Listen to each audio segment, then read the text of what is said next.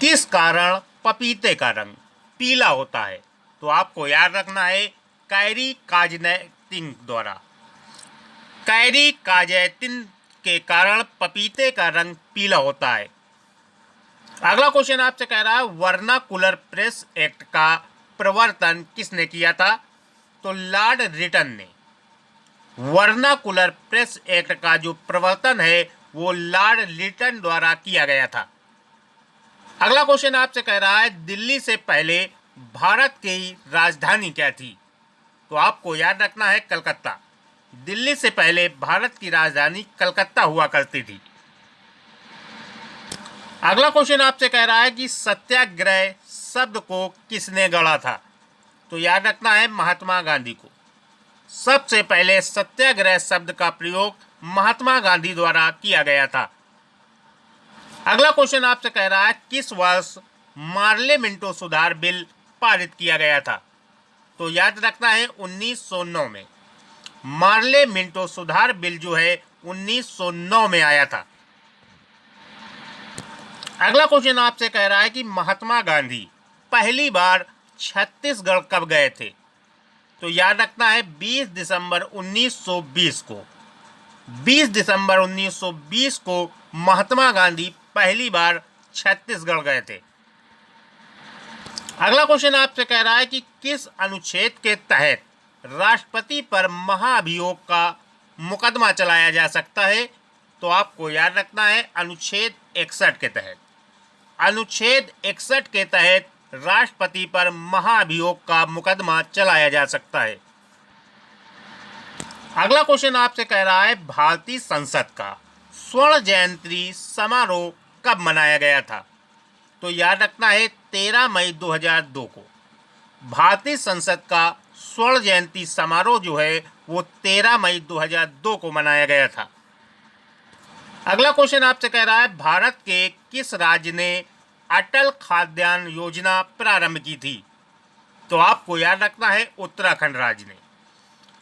भारत के उत्तराखंड राज्य ने अटल खाद्यान्न योजना प्रारंभ की थी। सारे क्वेश्चन वेरी इंपॉर्टेंट है, इसलिए सेशन को लास्ट तक देखिए। देखिए अगला क्वेश्चन। अगला कह रहा है 12वीं पंचवर्षीय योजना का कार्यकाल कितना था? तो याद रखना है 2012 से 2017 के बीच चली थी 12वीं पंचवर्षीय योजना। अगर आपने अभी तक हमारे चैनल को सब्सक्राइब नहीं किया है तो चैनल को सब्सक्राइब करके बेल आइकन जरूर दबा लें ताकि आपको हमारी वीडियो की नोटिफिकेशन सबसे पहले प्राप्त हो। देखिए अगला क्वेश्चन। अगला क्वेश्चन आपसे कह रहा है मेक इन इंडिया कार्यक्रम का लोगो क्या था? लोगो पूछ रहा है इसका। तो याद रखना है शेर। मेक इन इंडिया कार्यक्रम का लोगो था शेर।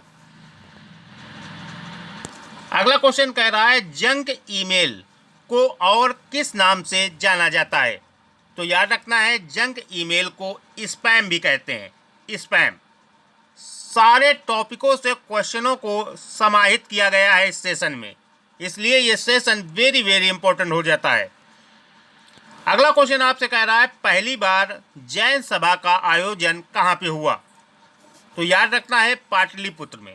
पहली बार जैन सभा का आयोजन पाटलिपुत्र में हुआ था। अगला क्वेश्चन आपसे कह रहा है बौद्ध धर्म के त्रिरत्न का क्या नाम है? तो याद रखना है बौद्ध धर्म के जो त्रिरत्न है उनका नाम संघ, धम्म और बुद्ध है। ये बौद्ध धर्म के त्रिरत्न है, 3 रत्न है। अगला क्वेश्चन आपसे कह रहा है हमारे देश में पुराणों की संख्या कितनी है? तो याद रखना है पुराणों की संख्या 18 है। 18 पुराण है। अगला क्वेश्चन आपसे कह रहा है कि प्राचीन काल में अवंतिका किस शहर का नाम था? तो याद रखना है उज्जैन।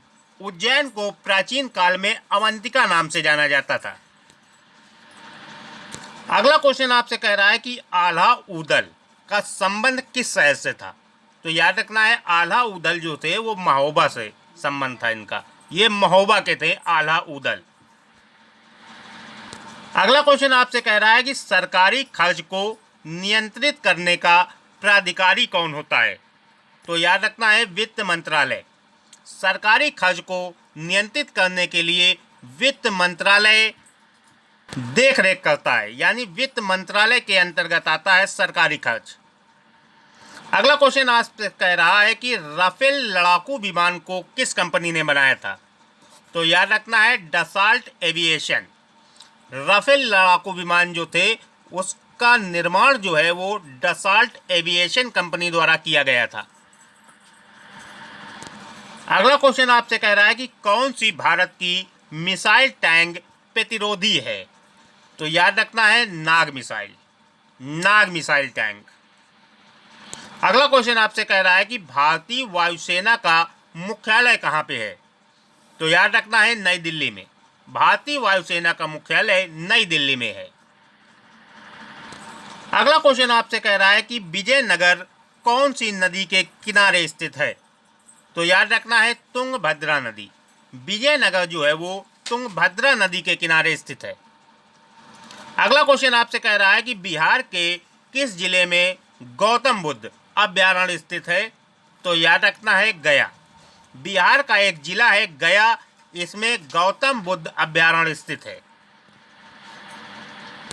अगला क्वेश्चन आपसे कह रहा है कि बिहार में मुख्यमंत्री छात्र वृक्ष योजना कब आरंभ की गई?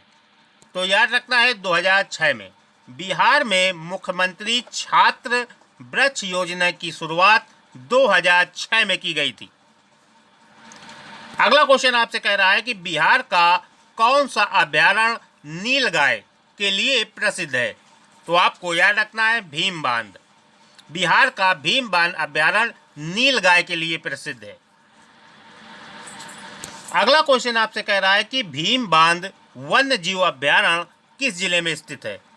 तो याद रखना है बिहार के मुंगेर जिले में। भीम बांध वन्य जीव अभ्यारण्य जो है वो बिहार के मुंगेर जिले में स्थित है। अगला क्वेश्चन आपसे कह रहा है चाय का उत्पादन बिहार के किस जिले में किया जाता है? तो आपको याद रखना है किशनगंज जिले में। चाय का उत्पादन बिहार के किशनगंज जिले में किया जाता है। अगला क्वेश्चन आपसे कह रहा है बिहार राज्य का मुख्य भोजन क्या है? तो याद रखना है चावल। बिहार राज्य का मुख्य भोज्य पदार्थ जो है वो चावल है। मुख्य भोजन चावल है। अगला क्वेश्चन आपसे कह रहा है कि बिहार में सिंचाई के लिए प्रमुख साधन क्या है? तो आपको याद रखना है नहर। बिहार में ज़्यादातर सिंचाई नहरों के द्वारा की जाती है, ये इसका प्रमुख साधन है।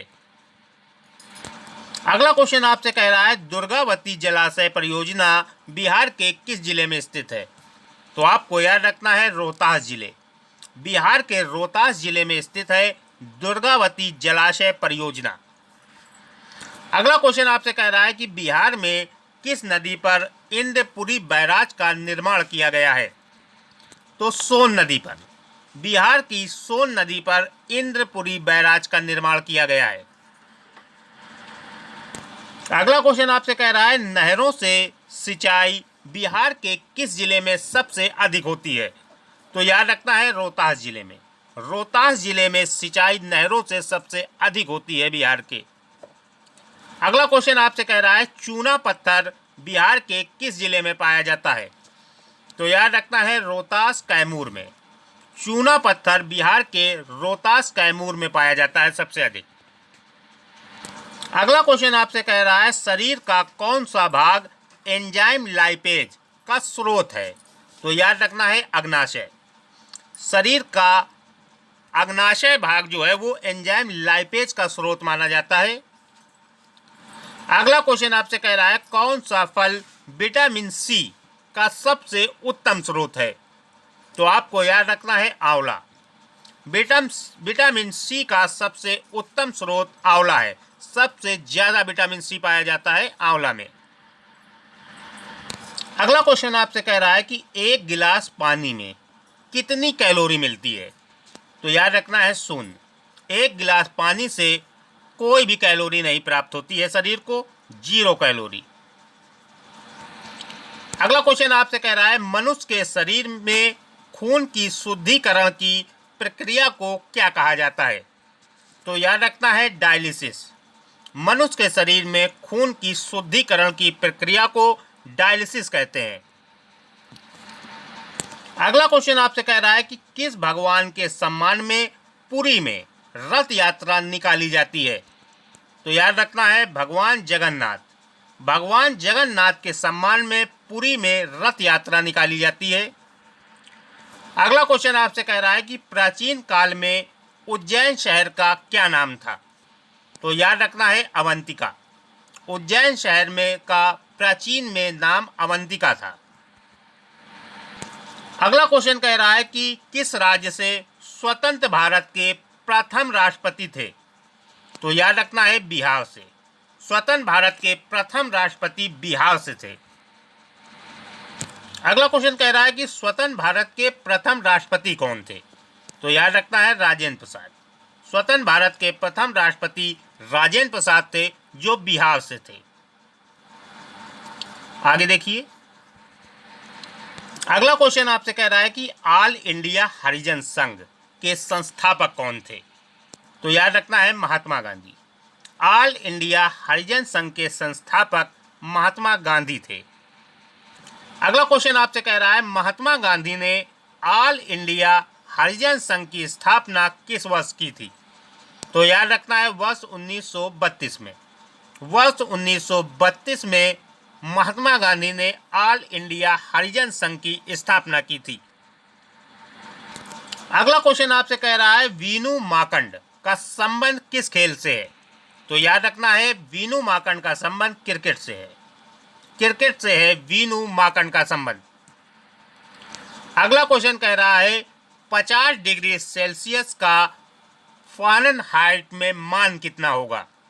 तो याद रखना है 122 फ़ारेनहाइट। 50 डिग्री सेल्सियस का फ़ारेनहाइट में मान 122 फ़ारेनहाइट होगा। अगला क्वेश्चन कह रहा है कि हवा में ध्वनि की तरंग किस तरह होती है। तो याद रखना है अनुदैर्ध्य होती है। हवा में ध्वनि की तरंग अनुदैर्ध्य होती है। अगला क्वेश्चन कह रहा है गुइंडी राष्ट्रीय उद्यान कहाँ स्थित है। तो याद रखना है तमिलनाडु में। गुइंडी राष्ट्रीय उद्यान जो है वो तमिलनाडु में स्थित है। अगला क्वेश्चन आपसे कह रहा है कि भारत में सबसे अधिक उपजाऊ मिट्टी कौन सी है। तो याद रखना है जलोढ़। भारत की सबसे अधिक उपजाऊ मिट्टी का नाम है जलोढ़। अगला क्वेश्चन कह रहा है पुनर्जागरण की शुरुआत किस देश से हुई थी। तो इटली से हुई थी।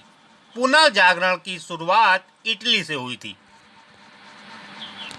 अगला क्वेश्चन आपसे कह रहा है कि रूसी क्रांति के जनक किसे माना जाता है। तो याद रखना है व्लादिमीर लेनिन को। व्लादिमीर लेनिन को रूसी क्रांति का जनक माना जाता है। अगला क्वेश्चन आपसे कह रहा है कि बिहार के किस जिले में पायराइट पाया जाता है। तो याद रखना है कैमूर और रोहतास में पायराइट पाया जाता है। अगला क्वेश्चन कह रहा है यूरेनियम बिहार के किस जिले में पाया जाता है। तो याद रखना है गया में। बिहार के गया जिले में सबसे अधिक यूरेनियम पाया जाता है बिहार में। अगला क्वेश्चन आपसे कह रहा है बिहार में वायु मार्ग कब से आरंभ हुआ था। तो 1860 से। बिहार में वायु मार्ग 1860 से प्रारंभ हुआ। अगला क्वेश्चन कह रहा है रेल परिवहन की शुरुआत बिहार में कब हुई थी। तो याद रखना है 1860 ईस्वी में। रेल परिवहन की शुरुआत बिहार में 1860 ईस्वी से हुई है। अगला क्वेश्चन आपसे कह रहा है बिहार सचिवालय का गठन किस वर्ष हुआ था। तो याद रखना है 1912 में। बिहार सचिवालय का गठन 1912 में किया गया था। Thanks for watching. सेशन पसंद आया तो लाइक करें, शेयर करें एंड चैनल को सब्सक्राइब करके बेल आइकन जरूर दबा दें ताकि आपको हमारी वीडियो की नोटिफिकेशन सबसे पहले प्राप्त हो। थैंक्स। मिलते हैं अगली क्लास में।